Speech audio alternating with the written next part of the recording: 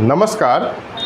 आज की वीडियो में समझते हैं कि हमारे घरों में जो एसी लगा होता है, एयर कंडीशनिंग, उसकी साइज़ क्या होनी चाहिए हमारे रूम के हिसाब से। इसका एक सिंपल कैलकुलेशन है, वो मैं आपको बताऊंगा। कभी कभी ऐसा होता है कि हम लोग जाते हैं दुकान पर ख़रीदने के लिए और उसी से पूछते हैं कि कितने टन का, बेसिकली जो एसी होता है उसका जो कैपेसिटी होता है वो टन में देखा जाता है। वो क्यों होता है वो भी अभी बताऊंगा। तो कितने टन का हमें लगाना चाहिए, तो वो हमसे हमारा एरिया पूछता है कि सर कितना का है आपका, तो हम उसे बता देते हैं कि हमारा जैसे 10 बाई 10 का है तो 100 स्क्वायर फीट हो गया। उस हिसाब से वो हमें रिकमेंड कर देता है। लेकिन ये एग्जैक्ट ट्रिक नहीं है, ये सही ट्रिक नहीं है। अगर आप एयर कंडीशनिंग सही साइज़ का अपने घरों में नहीं लगाएंगे तो वहाँ पे आपको दो तरह का डिफेक्ट हो सकता है। पहला, अगर आपने एयर कंडीशनिंग कम पावर का लगा लिया, आपके घर में जितना पावर रिक्वायर्ड है या मतलब जितना टन रिक्वायर्ड है उससे कम में आपने लगा लिया, तो क्या होगा, वो आपको प्रॉपर कूलिंग नहीं दे पाएगा। आपका बिजली बिल आएगा लेकिन आप जो फील होती है कि एसी वाली, वो फील आपको नहीं आ पाएगी। आप कहेंगे हमने एसी लगा भी लिया फिर भी हमारा कूलिंग क्यों नहीं आ रहा है। तो ये होगा कम लगाने पे। ज़्यादा लगाने पे क्या होगा कि आपको डैम्प की फीलिंग होगी। जैसे अगर किसी रूम में ज़रूरत है, आप इसको सिंपल लैंग्वेज में मैं आपको समझाता हूँ। जैसे किसी रूम में ज़रूरत है 1 लीटर ठंडे पानी की, अभी आप लीटर से मान के चलिए, 1 लीटर ठंडे पानी से आपका रूम जो है वो कूल हो जाएगा, जिसमें आपको अच्छा महसूस होगा। और अगर आपने उसमें ला के दे दिया 5 लीटर ठंडा पानी, तो क्या होगा, प्रॉब्लम होगी। आपको डैम्प की फीलिंग आएगी, जैसे डैम्पिंग होता है ना, वो लगेगा, ठंड आपको जल्दी लगने लगेगी। तो एसी का ये काम नहीं है। एसी का सिंपल सा काम है कि आप जहाँ पे एसी इक्विप्ड है, अगर वो आप वहाँ पे हैं तो आपको गर्मी की फीलिंग ना होने दे। एसी का यही काम है, आपको लगे नहीं कि गर्मी भी कोई चीज़ है। एसी में सिंपल सा यही फंडा है, ज़्यादा ठंड भी ना लगे और गर्म भी ना लगे। तो हमें अपने घर का जो एसी है वो हमेशा हमारे रूम के साइज़ के हिसाब से सेलेक्ट करना चाहिए। उसका एक सिंपल फार्मूला है। मैं यहाँ पे प्रयास करूँगा कि कम से कम मैथमेटिक्स का यूज़ करूँ, ताकि हर आदमी जो इस वीडियो को देख रहे हैं वो इसको समझ सके।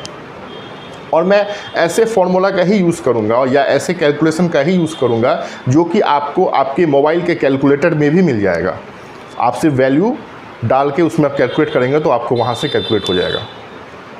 ठीक है, तो स्टार्ट करते हैं। एसी का साइज़ कैसे सेलेक्ट करें अपने रूम के हिसाब से।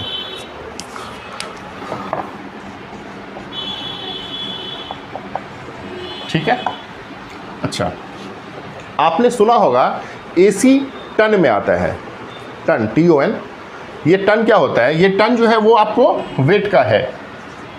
ये होता है आपको 1000 kg के इक्वल, मतलब 1000 किलो जो होता है वो हमारा 1 टन होता है। 1 टन जो होता है वो 1000 kg का होता है। अब इसका क्या मतलब है, क्या इसका ये मतलब है कि हमारा जो एसी है वो 1000 किलो का है? नहीं, ऐसा बिल्कुल नहीं है। टन का मतलब होता है कि इसमें आपको थोड़ा बैक से देखना होगा कि जब हमारे पास एसी इन्वेंट नहीं हुआ था तो हम घरों को ठंडा करने के लिए बर्फ़ का यूज़ करते थे, आइस का यूज़ करते थे। तो उस समय जो आइस लाया जाता था वो टन में लाया जाता था। जैसे एक रूम है तो 1 टन का बर्फ़ ला के रख दिया, 2 टन का बर्फ़ ला के रख दिया, 3 टन का बर्फ़ ला के रख दिया। तो 1 टन बर्फ़ जितना ठंडा एक रूम को 1 घंटे में करेगा, उतना ही ठंडा 1 टन का एसी करेगा। एसी आपको अप्रॉक्स 1950 के आसपास इन्वेंट हुआ था। और इससे पहले जो है वो लगभग आप एग्जैक्ट तो नहीं है इसमें, लेकिन 1905 से लेके 1910 के बीच का आप रेंज मान सकते हैं, जब लोग आइस क्यूब का यूज़ करते थे। आइस क्यूब का यूज़ करते थे और वो टन में आता था। जैसे मान लीजिए अब किसी रूम से आपको गर्मी को हटाना है, आपने 1 टन बर्फ़ ला के उसमें रख दिया। अब वो 1 टन बर्फ़ जितना उष्मा वहाँ से रिमूव करेगा, मीन्स जितनी गर्मी को वहाँ से रिमूव करेगा, हम कहेंगे कि इस रूम को उतना ठंडा कर दिया गया।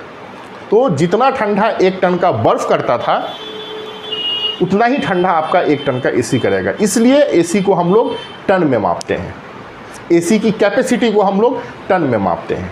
एक और इसमें होता है, वो आपने सुना होगा BTU। ये सबसे इम्पॉर्टेंट टर्म है एसी में। इसका होता है ब्रिटिश थर्मल यूनिट। इसका फुल फॉर्म होता है ब्रिटिश थर्मल यूनिट। अब ये क्या है वो समझते हैं। ब्रिटिश थर्मल यूनिट का मतलब है कि 1 pound of water, 1 pound of water का टेम्परेचर 1 डिग्री फ़ारेनहाइट बढ़ाने में जितनी ऊष्मा खर्च होगी उसको हम 1 BTU कहेंगे। 1 पाउंड ऑफ वाटर का टेम्परेचर बढ़ाने में 1 degree Fahrenheit, 1 degree Fahrenheit 1 pound of water का टेम्परेचर बढ़ाने में जितनी ऊष्मा खर्च होगी उसको हम BTU में मापते हैं। अब यहाँ पे ये समझने वाली बात है कि 1 पाउंड का मतलब क्या हो गया। 1 पाउंड का मतलब होता है, लीटर के फॉर्म में देखता हूँ मैं क्योंकि ये डेफिनेशन इसकी इस हिसाब से है। 1 पाउंड का मतलब होता है 0.46 लीटर ऑफ वाटर। तो यहाँ से आपको क्या क्लियर हो गया कि 0.46 लीटर ऑफ वाटर का टेम्परेचर 1 डिग्री फ़ारेनहाइट बढ़ाने में जितनी ऊष्मा खर्च होगी उसको हम BTU में मापते हैं। ठीक है, सिंपल। तो टन समझ में आ गया, BTU समझ में आ गया। BTU सिंपली एक ऊष्मा को मापने का यूनिट है, एक मात्रक है। जितनी ऊष्मा खर्च होती है 1 पाउंड ऑफ वाटर का टेम्परेचर 1 डिग्री फ़ारेनहाइट बढ़ाने में, सिंपल है। तो BTU हो गया, टन हो गया। टन क्या है? टन को हम बोल सकते हैं as an a power of AC। Ton जो है वो पावर को बताता है कि AC का कितना पावर है, वही है टन में। टन का कॉन्सेप्ट कहाँ से आया है? तो 1 टन बर्फ़ जितना ठंडा करेगा घर को उतना ही ठंडा हमारा 1 टन का AC करेगा। इसीलिए AC का जो कैपेसिटी है वो टन में मापते हैं। तो टन हो गया, BTU हो गया। अब आ जाइए कैलकुलेशन के ऊपर। अब जैसे हमारा जो घर है, जो हमारा रूम है, उसकी साइज़ को पहले कैलकुलेट करते हैं। तो देखिए यहाँ पे साइज़ कैलकुलेट करने में बहुत जगह ये होता है कि हम सिर्फ स्क्वायर फुटेज को कैलकुलेट करते हैं, लेंथ इनटू ब्रेथ। लेकिन एक चीज़ और है, इसमें आपको ये होता है एरिया मेथड से उसका पता करना। लेकिन जो आपका वॉल्यूम मेथड है वो सबसे सटीक है AC के टर्म में। क्यों है वो भी बताता हूँ। जो हमारा घर होता है उसमें लेंथ, ब्रेथ और हाइट भी होता है। हम हाइट को कैलकुलेट नहीं करते हैं कितनी बार जब हम AC लेने जाते हैं तो 10 बाई 10 का है, 100 स्क्वायर फीट के हिसाब से ये AC, वो एग्जैक्ट नहीं है, वो आपको प्रॉपर कूलिंग नहीं दे पाएगा। तो इसका कैलकुलेट करना है, हम वॉल्यूम मेथड अपनाते हैं, length into breadth into height. Room के एग्जाम्पल से इसको समझते हैं। जो हमारा रूम होता है वो कुछ इस टाइप का होता है।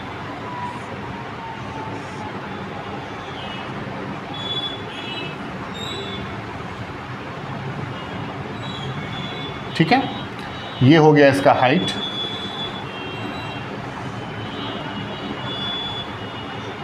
ये हो गया इसका ब्रेथ और ये हो गया आपका लेंथ। जनरली हम लोग ऐसे ही नापते हैं, जैसे ये रूम है तो ये ब्रेथ ले लेंगे और ये इसका लेंथ ले लेंगे और ऊपर वाला हाइट ले लेंगे। ठीक है, तो अब इसका फॉर्मूला क्या होता है कैलकुलेट करने का, AC का साइज़ कैलकुलेट करने का? यही सबसे मेन फॉर्मूला है। वो होता है AC साइज़ लिख देता हूँ मैं, ये होता है 3 volume of room divided by 10। ये सबसे मेन फॉर्मूला है, इसी से हम कैलकुलेट करते हैं। कोई सा भी एरिया होगा, चाहे वो ट्रायंगुलर साइज़ हो, चाहे वो रेक्टेंगुलर साइज़ हो, चाहे वो आपका सिलेंड्रिकल रूम हो, चाहे वो आपका राइट रेक्टेंगुलर प्रिज्म हो। ठीक है, तो सारा ऐसा ही है। अब मेन फंडा यहाँ पे है कि इसका वॉल्यूम कैसे निकालेंगे। इसका वॉल्यूम निकालने का सिंपल है formula, length into breadth into height. इस तीनों का आप मल्टीप्लाई कर देंगे तो अब इसका एरिया समझते हैं। और जैसे मान लीजिए इसका लेंथ हो गया 10, ठीक है, ब्रेथ हो गया 12 और हाइट हो गया 14। ठीक है, तो कितना हो जाएगा, इसमें फॉर्मूले में पुट कीजिए, इसका एरिया कितना हो जाएगा, सॉरी वॉल्यूम कितना, वॉल्यूम निकालना है ना, वॉल्यूम कितना हो जाएगा तो 10 इंटू 12 इंटू 14, ठीक है, इसको आप कैलकुलेट करेंगे, ये आपका आ जाएगा 1680, ठीक है। अब यूनिट है फिट में, ठीक है, तो वो उसका क्यूब हो जाएगा, क्योंकि हम लोग यहाँ पे क्यूब में ले रहे हैं, स्क्वायर फिट क्यूबिक फिट, ये हो जाएगा आपका क्यूबिक फिट में, ठीक है। तो 1680 आ गया। अब आप इसको इस फॉर्मूले में पुट कीजिए, तो इसको बोलते हैं हम लोग क्यूबिक रूट, ठीक है। तो कितना हो जाएगा, डिवाइडेड बाय 10।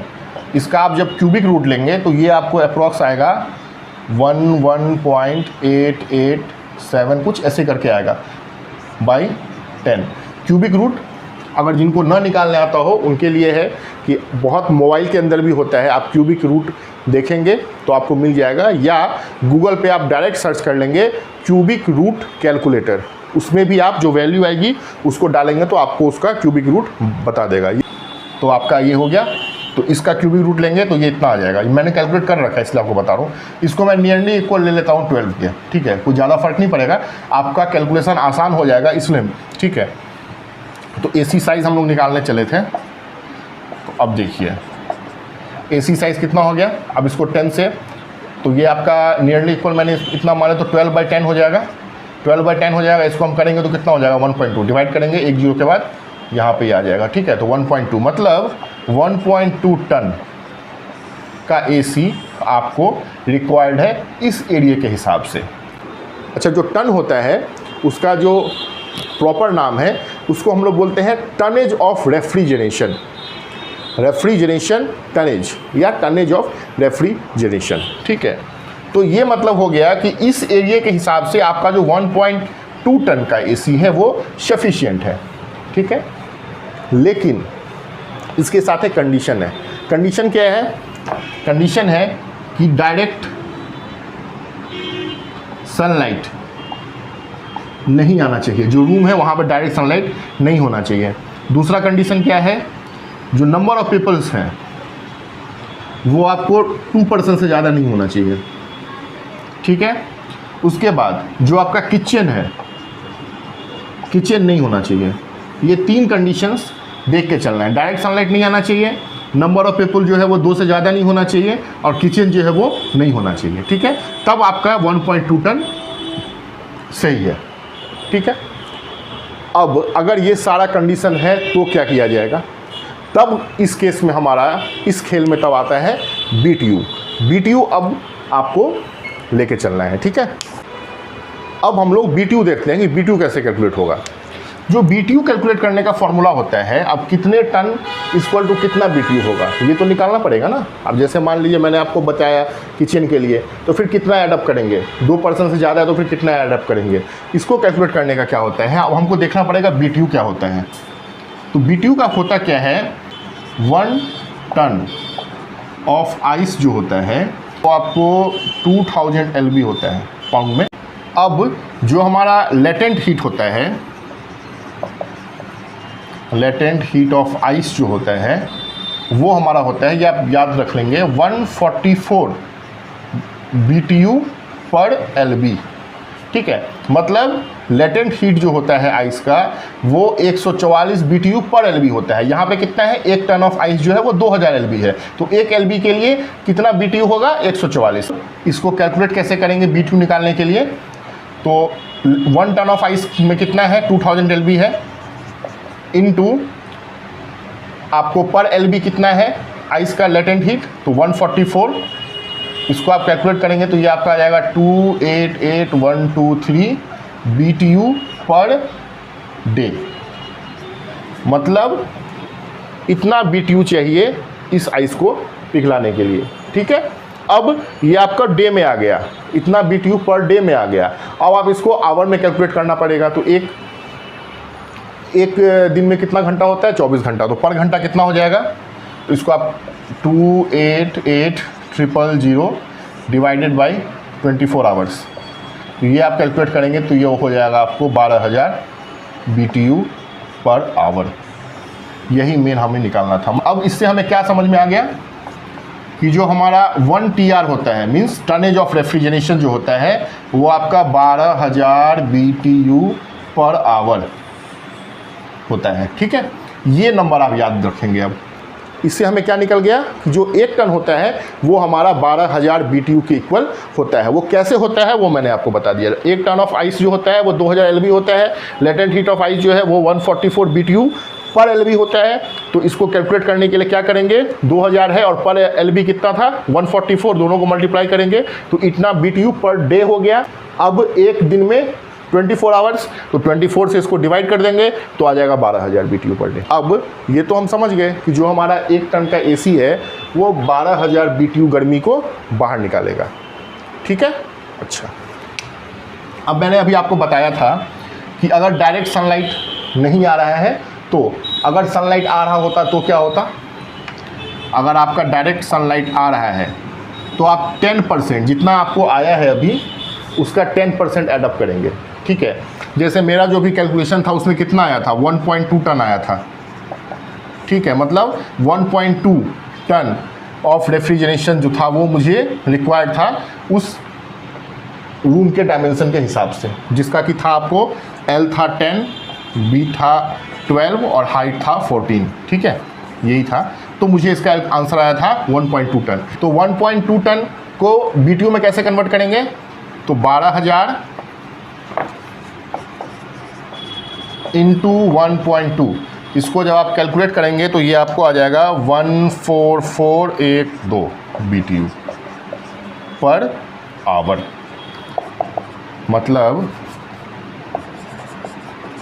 मतलब एक आपको जो रिक्वायरमेंट था 1.2 टन का, वो 1.2 टन का AC जो है वो आपके घर से इतना 14,400 BTU पर आवर गर्मी को बाहर निकालेगा।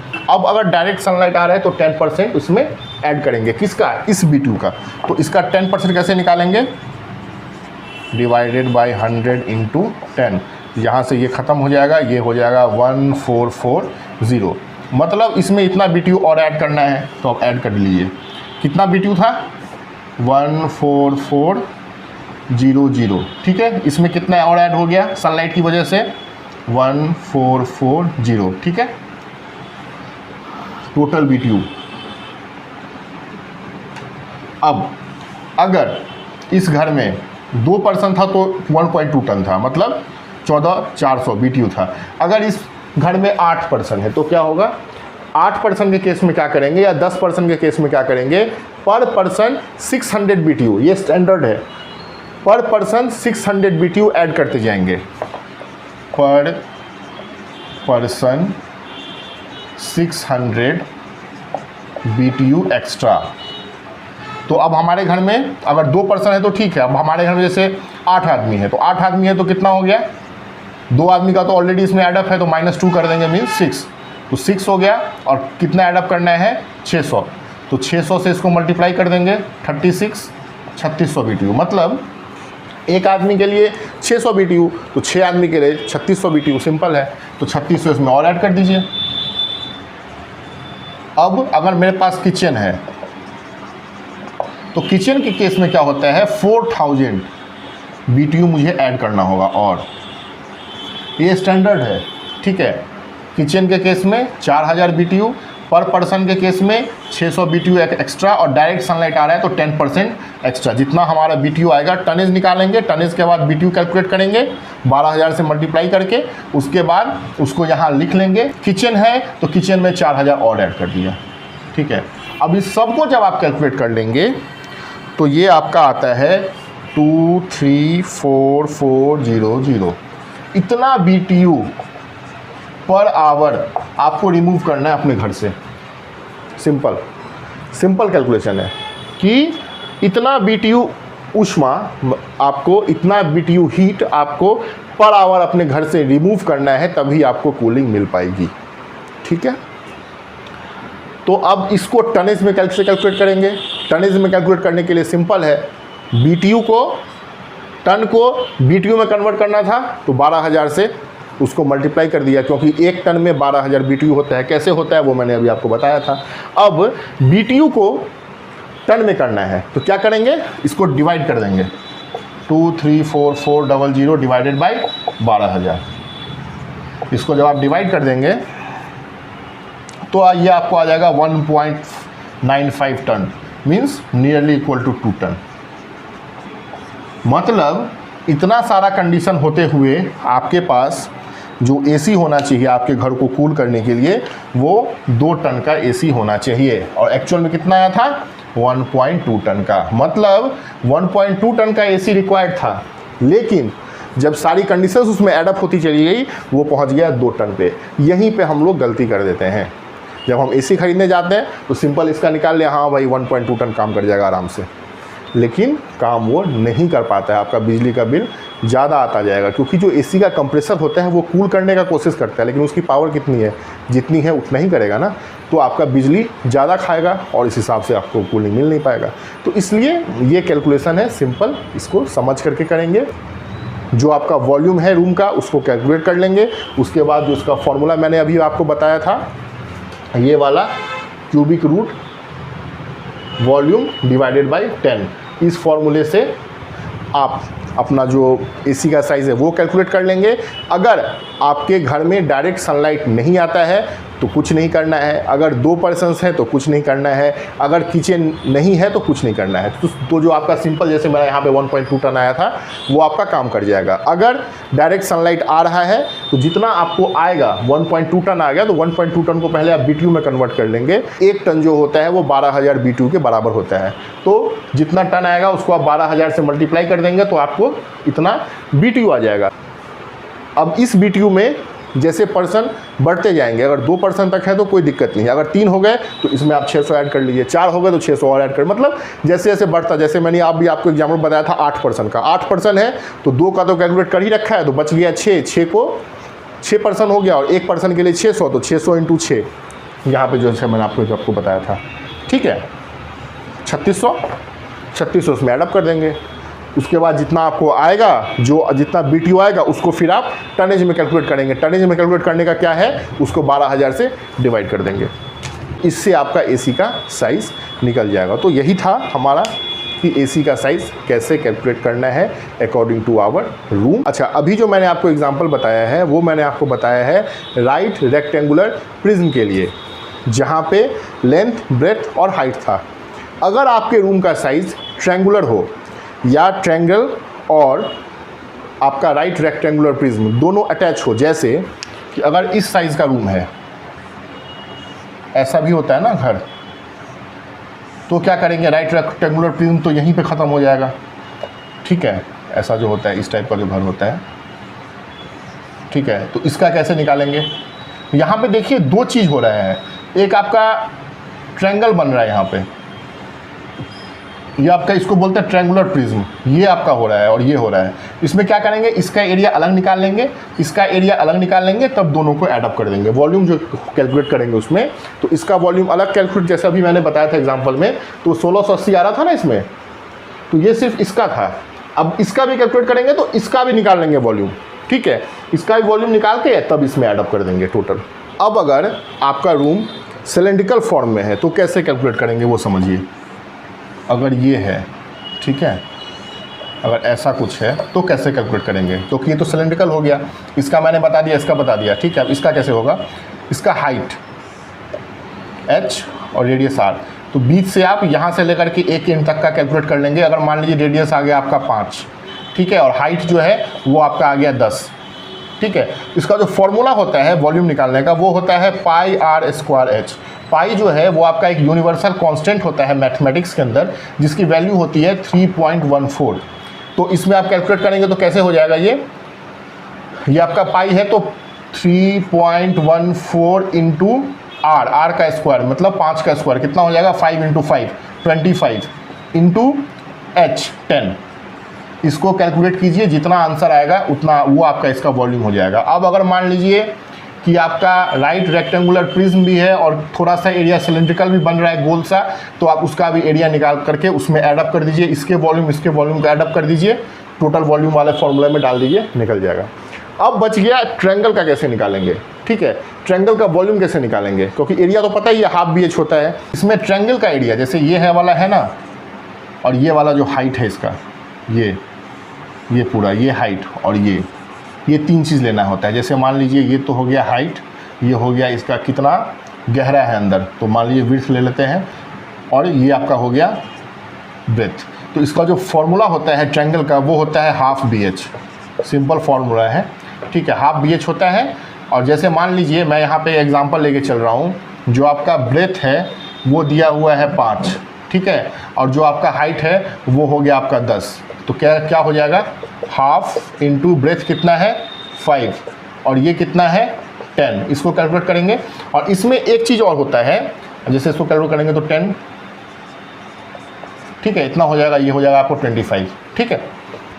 अब ट्रायंगल का एरिया निकालने के बाद, सिंपल है, ट्रायंगल का एरिया निकालने के बाद इसमें जो विड्थ है, मतलब जितना गहरा वो जा रहा है, क्योंकि जो घर होता है वो आगे से ऐसा और पीछे से भी, जैसे आगे से ऐसा है और पीछे से भी ऐसा होगा, बीच में उसका जो डिस्टेंस है, तो कितना गहरा है घर, मतलब राइट रेक्टेंगुलर प्रिज्म का मैंने बताया था। और ये जो आपका ट्रायंगल है, जो आपका ट्रायंगुलर प्रिज्म है, इसका कैसे होगा, आगे का फेसिंग भी है और पीछे का भी फेसिंग है, तो इसलिए हम आगे का फेसिंग से तो निकाल लेंगे हाफ इसका ट्रायंगल का एरिया से, और कितना गहरा है, गहराई कितनी है उसकी वो भी देखना होगा। अब जैसे विड्थ है, विड्थ जैसे मान ली दिया हुआ है 2, एक एग्जाम्पल ले रहे हैं 2, तो इसमें आप इसको मल्टीप्लाई कर देंगे 2 से, तो 50, सिंपल।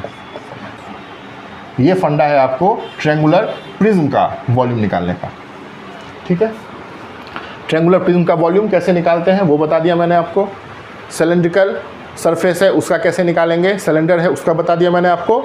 और जो आपका राइट रेक्टेंगुलर प्रिज्म है, जो मेनली घर के अंदर होता है, घरों का area basically right rectangular prism ही होता है, उसका मैंने आपको बता दिया। और अगर दोनों एडअप है तो उसका भी, तो जैसे मान लीजिए ये वाला घर है, ठीक है, ऐसा कोई घर है, ऐसा कोई घर है। अब यहाँ देखिए, यहाँ पे क्या है, ये भी है और ये भी है, दोनों का कुछ नहीं, सिंपल है, इसका एरिया, इसका वॉल्यूम अलग निकाल लेंगे, इसका वॉल्यूम अलग निकाल लेंगे, तो सिंपल है, इसका वॉल्यूम अलग निकाल लेंगे, इसका वॉल्यूम अलग निकाल लेंगे, उसके बाद दोनों को ऐड कर देंगे, जितना वॉल्यूम आएगा उसको हम इस फॉर्मूले में डाल के एसी का साइज कैलकुलेट कर लेंगे, सिंपल है। तो ये मैंने आपको किसी भी शेप में आपको प्रॉब्लम ना हो इसलिए बताया है, लेकिन नॉर्मली जो घर होता है जहाँ पे एसी लोग लगाते हैं वो बेसिकली आपका इसी साइज़ का होता है। तो इसमें आपको कुछ नहीं करना है, लेंथ ब्रेथ हाइट तीनों को मल्टीप्लाई कीजिए, वॉल्यूम निकालिए, वॉल्यूम निकाल के इस फॉर्मूले में डालिए और 10 से डिवाइड कीजिए इसको, मतलब इस फॉर्मूले में 10 है ना, तो इसका वॉल्यूम निकालिए, इस फॉर्मूले में डालिए और डायरेक्ट एसी का टर्न आपको निकल जाएगा। तो आज के वीडियो में इतना ही। नेक्स्ट वीडियो में मैं बताऊंगा आपको कि इन्वर्टर एसी और नॉर्मल एसी, ये भी एसी परचेज करने के टाइम में एक बहुत बड़ा फैक्टर होता है कि इन्वर्टर वाला लें या आप नॉर्मल वाला लें। इन्वर्टर एसी से मतलब ये नहीं है कि वो इन्वर्टर पे चलेगा, ऐसा नहीं होता है, पावर सेविंग है इसलिए उसको इन्वर्टर एसी नाम दिया गया है। और जो आपका नॉर्मल कन्वेंशनल एसी होता है वो एसी, तो इस दोनों में क्या डिफरेंस है और आपको अपने रूम के अकॉर्डिंग कौन सा एसी लगाना चाहिए ये बताऊँगा। तो थैंक यू वेरी मच।